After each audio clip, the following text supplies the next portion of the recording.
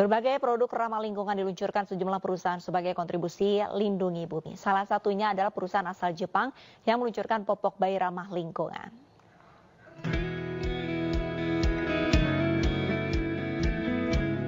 Produsen produk sekali pakai asal Jepang PT Unicharm Indonesia Tbk meluncurkan secara terbatas produk biomaterial yang ramah lingkungan untuk pertama kalinya. Produk-produk ramah lingkungan yang mereka keluarkan yakni popok bayi Mami Poko, pembalut wanita Charm, dan tisu basah antibakteri Kirei Wipes Selasa kemarin di Jakarta. Produk-produk ini diluncurkan dalam rangka peringatan Hari Lingkungan Hidup Sedunia.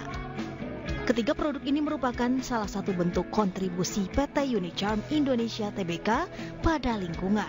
karena menggunakan bahan-bahan alami seperti tanaman tebu, batu kapur, resin alami hingga minyak botani yang dapat diperbaharui. いろいろ発売させてもらっておりますけれども、もともとはその地球環境にどうやって優しくものができるのか、CO2 を減らせるのか、そういうことをやって考えてきております。我々が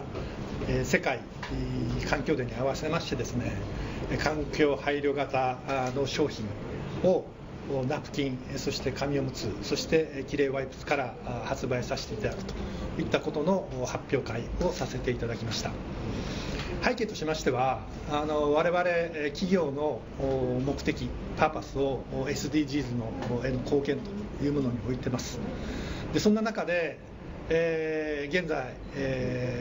特に環境という問題についてはインドネシアでももちろん大きくクローズアップされてますし、より環境にいい考えた商品というものを我々から世に出すことによってですね、それぞれインドネシアの生活者が少しでもそういった取り組みにですね関心を持っていただいて SDGs の貢献というものにインドネシア全体で取り組む機運が高まればということを思いましてですね、この世界環境デーの日にこういった商品を発売させていただきました。そして皆さんに発表させていただきました。Perusahaan asal Jepang ini sudah mengembangkan produk berbahan alami sejak tahun 2022.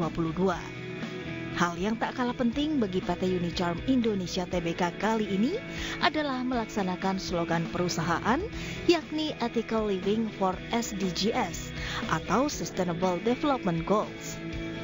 Peluncurannya pun menghadirkan mantan artis cilik sekaligus pecinta lingkungan Tasya Kamila.